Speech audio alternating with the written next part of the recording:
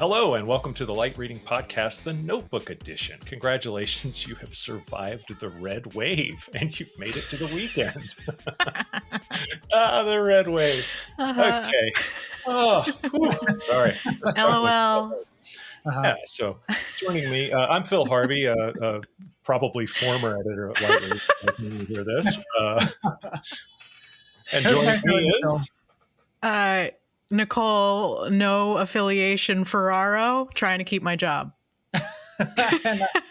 And I'll end that. I'm Mike Dano. I'm the editor here in Colorado, where magic mushrooms are now legal. Yep. That's fantastic. Mm-hmm. I'm pretty excited. You're welcome for fraudulently voting in Colorado. Yes. I voted early and often, so I think it was mainly due to me, I think. I'm just picturing a bunch of people who voted, and then they got back home and went, "Did we vote, man? Oh, we got to go vote." And they went and voted again, and it just kept happening and happening and happening. And that's how. Yeah. Well, I want to get back to this because there are a few interesting things about what you guys approved and what you didn't. But don't let me derail things already. Let me turn it back to you, Phil, our former editor. Oh, well, I mean, I'm hanging in there. We'll just see. They haven't canceled the podcast while I'm doing it. Right. True. Just let you finish. It's awesome. That would be live a in the whole moment. new level of interference. Anyway, let's talk about what's fallen out of our notebooks during the week, and maybe just some silly things we wanted to talk about anyway. Let's see. Nicole, we could start with you since we have broadband-related things. As everyone says, get Nicole out of the way. I agree. Let's start there. So on the subject of the ballot proposals, that's what I spoke about last week. So I did want to just bring that back up again and close the loop on how that all turned out. So I mentioned last week that Alabama and New Mexico were basically voting on amendments to their constitution that would allow their states to use their ARPA and BEAD funding appropriately. Those measures passed in Alabama with 98% reporting as of Thursday. They've got almost 80% of the vote. New Mexico, they've got 98% reporting with 65% voting for. Interesting. And in Colorado, there were two counties that were voting on ballot measures that would have opted them out of a 2005 law restricting municipal broadband. Those ballot measures passed in both counties, including Jeff's county of Douglas County, right? And he's suspiciously not here this week. That's so right. We can start a conspiracy theory that those two things are linked. But relatedly, Colorado, like we just said, passed the magic mushrooms could be another reason.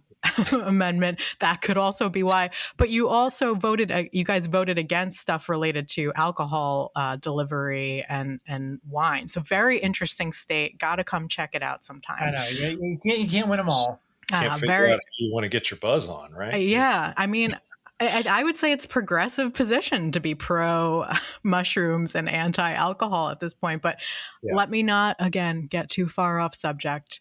Back to broadband. The other thing I wanted to bring up today, as we're speaking Thursday, November 10th, the FCC and the NTIA have finally put out a timeline for both the first release, the public release of the FCC broadband map that has been much awaited, and the distribution of BEAD funding, which is going to be dependent on the outcome of that FCC map. So the FCC is going to release the national broadband map on November 18th. That is next week. That'll be a first draft. And then between November 18th and January 13th, 2023, that's an opportunity for eligible entities to submit more challenges. There's been a challenge process going on with ISPs and local governments since September 12th, but this will be a challenge process that's open to more of the public. And then the NTIA plans to announce BEAD allocations using the most up-to-date version of that map by June 30th, 2023. So we are almost a year out from the Infrastructure Investments and Jobs Act being signed by President Biden. That happened like I think, late November of 21. So it'll be about a year and a half before BEAD funding gets distributed for infrastructure. I should say that they've already started to distribute BEAD funding to some states for planning purposes. And it was written into the infrastructure law that they needed to use these FCC maps. So can't really blame the NTIA for the long timeline. But in the meantime, they're also going to be distributing middle mile funding. So I think there will probably be debate about the timeline here and whether it's taking too long. But under the stipulations, the way they're written, I don't see how this could have happened any faster. But it's good to have a roadmap ahead, at least at this point. Nicole, are you expecting more delays, or is does that timeline represent a delay from initial expectations? And then are you expecting like any court challenges or anything? Is this going to take longer than that timeline too? Well, I think everything always takes longer than any government timeline indicates. But I think that they've been pretty transparent with this process. In terms of challenges that could still arise, it's going to come from once the map gets released on November 18th, I think you're going to have a lot of people just like angry and in an uproar about what they're saying is wrong with it. But that is going to be continue to be updated. There's a process in place, I think, for that map to be updated every 6 months. The other challenges, so the place where challenges might really come in is, I have to take a step back because this is all fairly complicated and written into several different laws. So glad that we don't have to cover this. We're never going to run out of internet. Just keep on going. That's cool. The further complications are going to be between the industry groups that are vying for those dollars. So once the FCC map is, quote unquote, finalized, which will be never, but a version that the NTIA is comfortable enough saying states, you're allowed to go write your broadband programs. There will be an acceleration of the industry groups representing fiber and the industry groups representing wireless going to the states and saying, here's why you should be writing your plans to make room for this technology. That may or may not delay the process. Delays will probably come up if their states allow for challenges to their grants, because then equipped ISPs will step in and say this ISP or entity shouldn't get a grant because we cover this area, et cetera, et cetera. So there's delays baked into all of these processes. But as far as the timeline with the NTIA distributing BEAD funding for infrastructure starting June 23, I don't think that's really a delay in terms of what was to be expected based on how these programs were written and based on the fact that the FCC had to create this brand new map in order for any of this to get started. Yeah, and I think the big picture too, especially as we've seen with your reporting, is that now we actually have, it's starting to take shape. Now we have at least some milestones to look for, at least some way to conceptualize how long this is going to take, and then we can kind of adjust our expectations accordingly. On the state level,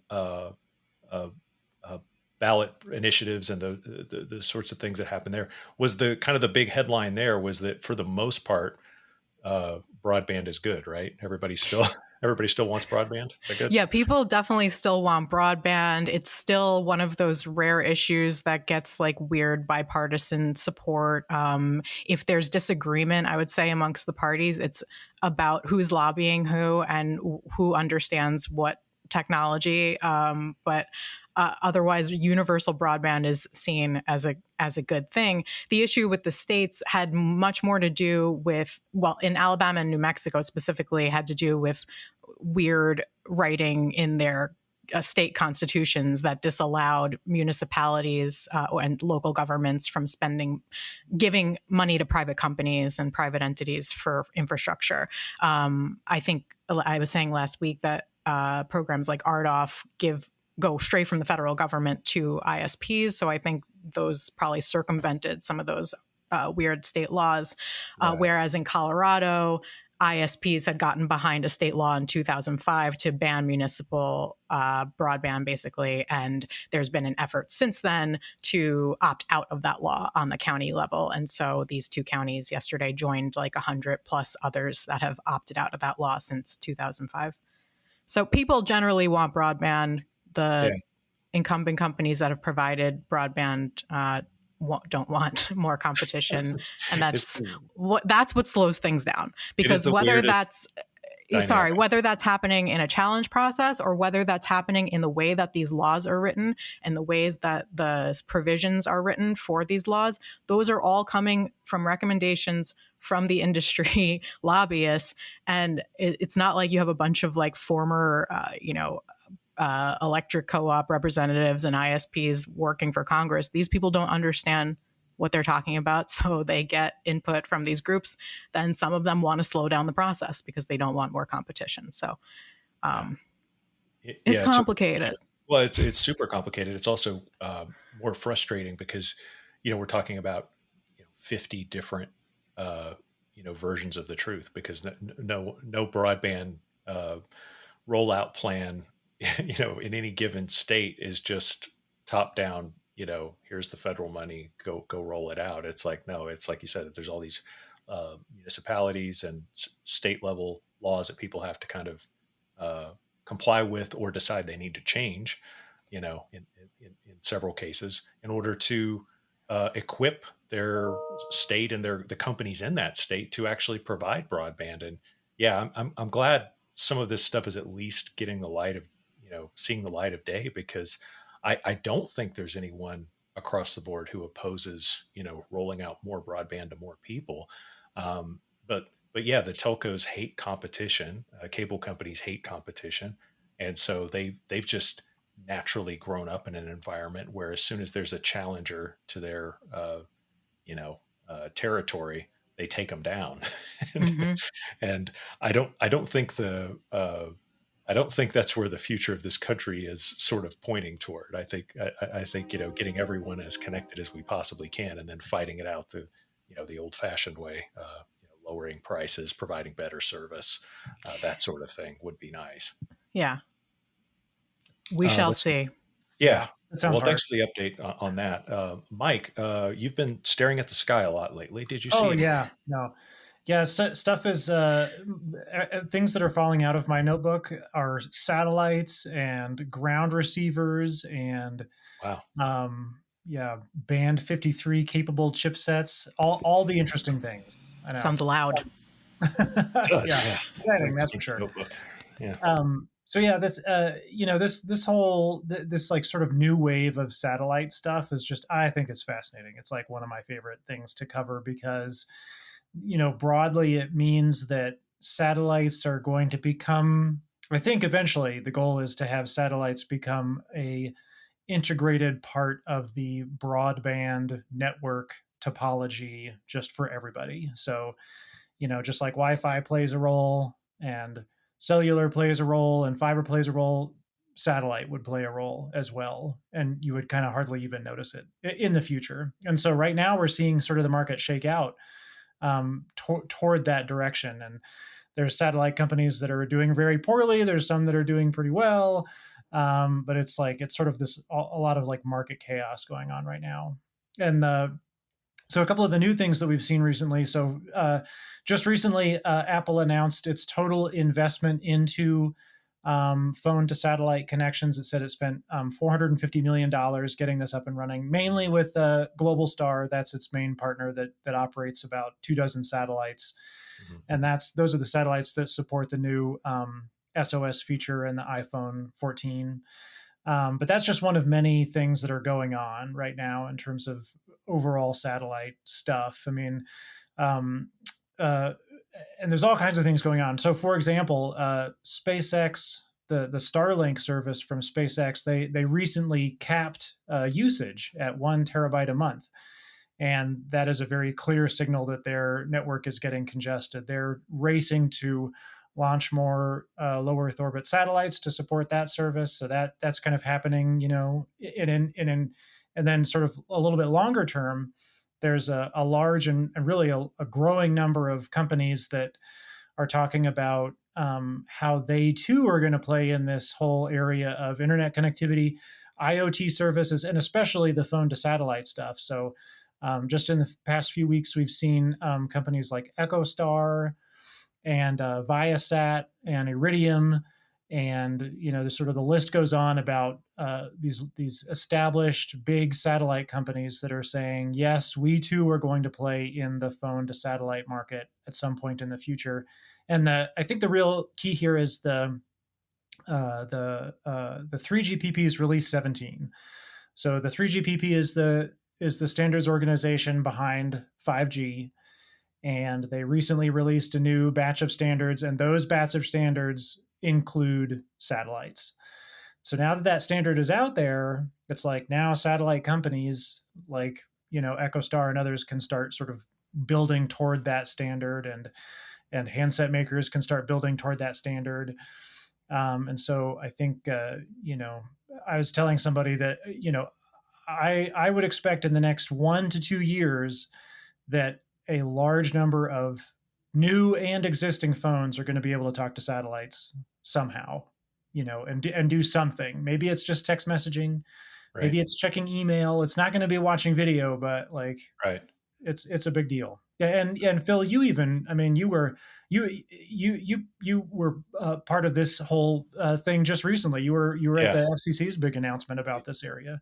Yeah, they were. So they announced in last week that they had formed a space bureau. So they took their international bureau, carved it up, and kind of stood the international piece sort of independent, or as like a standalone unit. And then they launched the space bureau. And the reason being was they need more staff, more people researching satellite launches and spectrum and all of the things that are required to get satellite service up and running. Jessica Rosenworcel, the chairwoman of the FCC, said that there was a 64,000 satellite launch applications had been filed with the agency in the last 2 years, and it doesn't matter, how how efficient the agency, your perception of the agency is now. I mean, obviously it's not too efficient in that domain, but they just weren't ready for that kind of influx of interest in that thing. And they have to decide, okay, do we have the spectrum to accommodate this launch? Where is it going? Just should we allow it? Is it beneficial for, consumers, businesses, humanity in general? That sort of thing. And then how is it going to happen? So they have to, kind of be comfortable with the answers to all of those questions, and 64,000 times.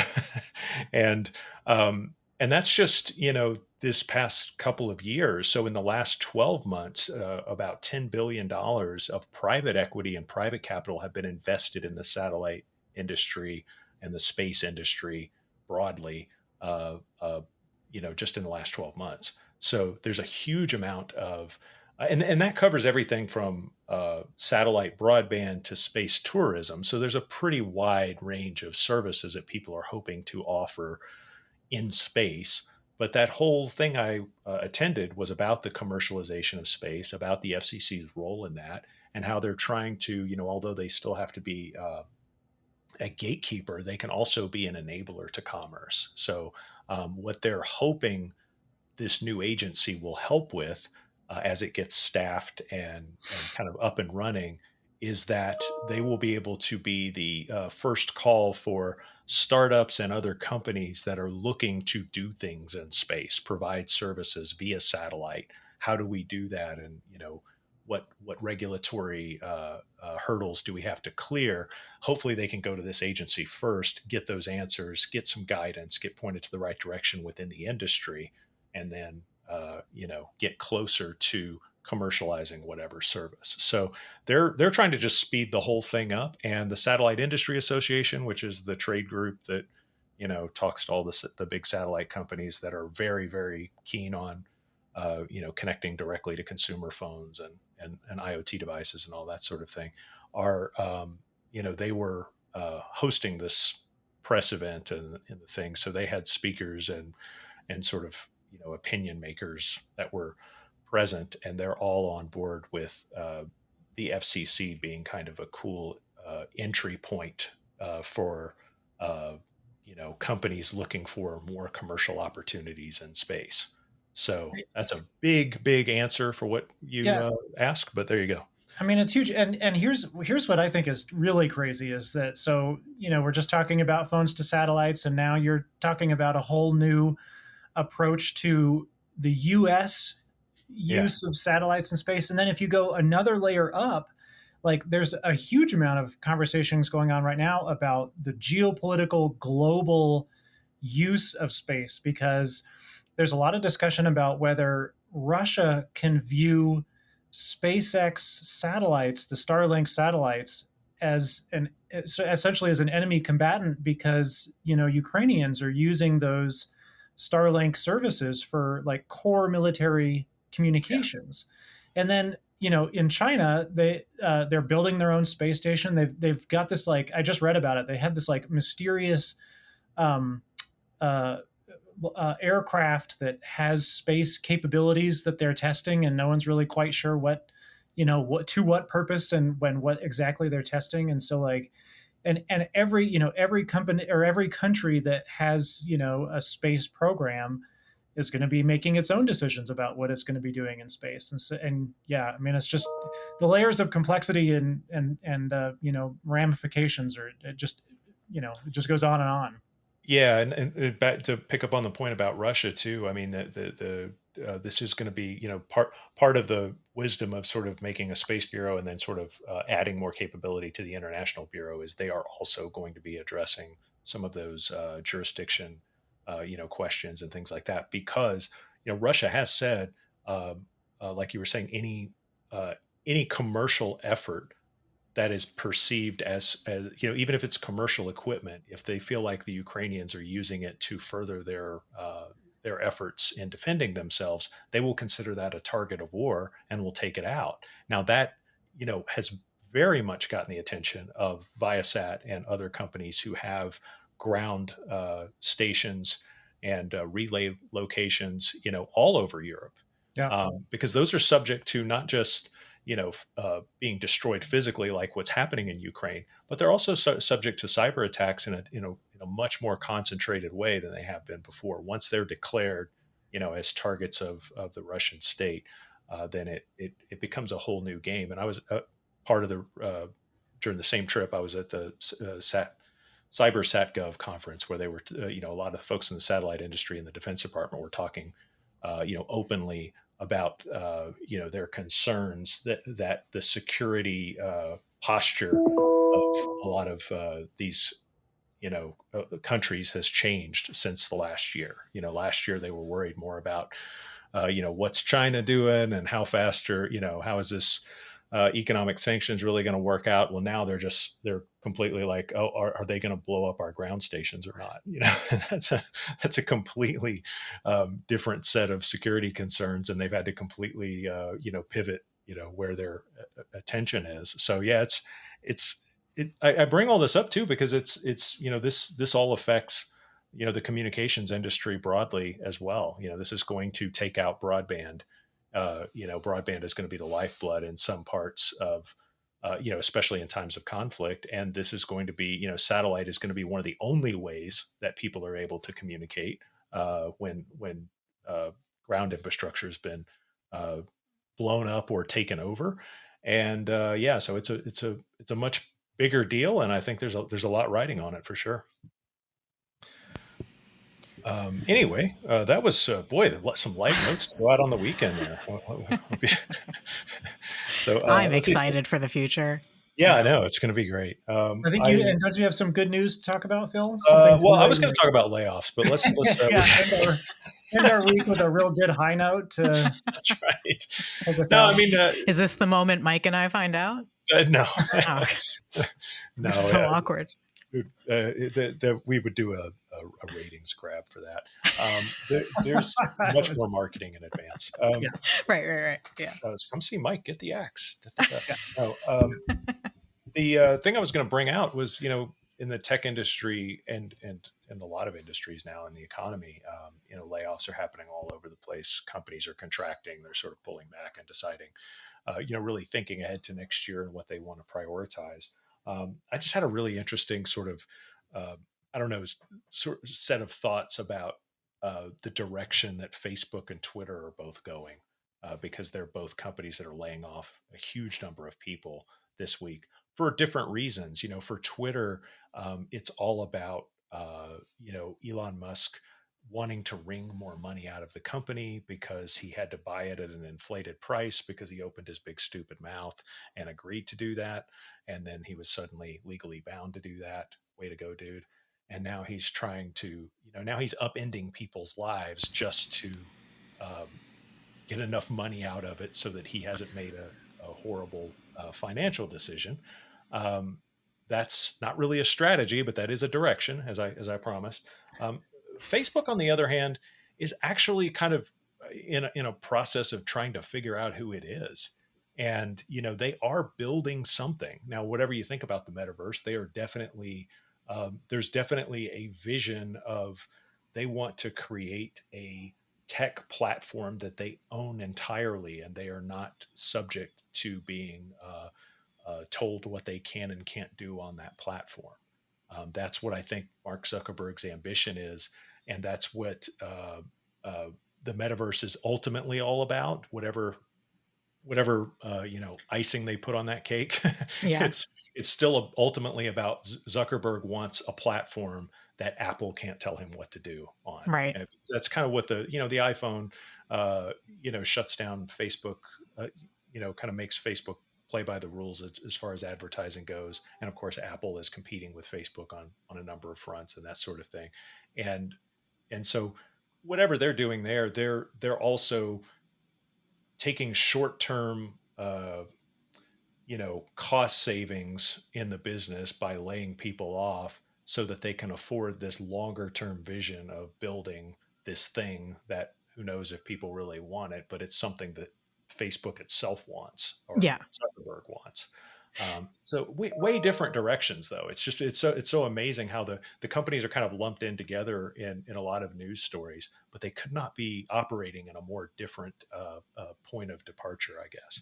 Yeah, I agree. It's a completely different set of circumstances. They tend to get talked about together, but at this point, they're facing different problems, and the Elon Musk problem is its own special thing.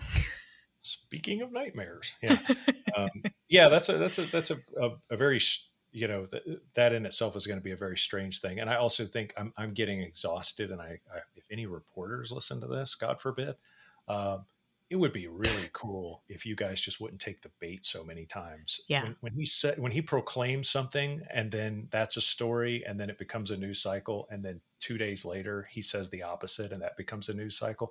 Didn't we already have some of that for like 4 years? Don't you exactly know the pattern there? Well, it feels like that all over again with just a different yet similar man. Yeah, and I just feel like at some point, don't you, like, when a liar says something, don't you just go, that guy's probably lying, and then let's see how it goes? And like, well, this is the about whole what he does and not what he says, yeah, exactly.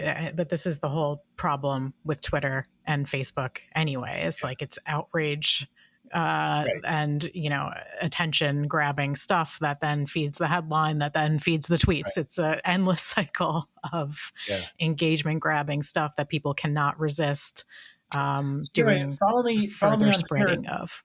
Even when it's misinformation, everyone needs to learn you don't fight misinformation by retweeting misinformation with a snarky additional comment. Right. You are spreading misinformation. And Elon Musk would love for you to continue doing that because it's going to make him money. So eventually, if eventually it will, if he sells enough marks or whatever dumb idea he's come up with. Exactly. Yeah. Anyway, okay, we'll leave it there. Unless do you guys have anything else you want to, any parting shots before the weekend or anything like that? You can follow me on Twitter at Mike D. Dano. I think we lost Mike D. Dano on Twitter. Don't bother following me on Twitter. time's a wasting. Yeah. I'm at Future Phil, but who knows? I might not be. Unfollow me. Yeah, only unfollow. All right, good. Well, everybody, thank you so much for watching. Thank you for listening, and have a great week.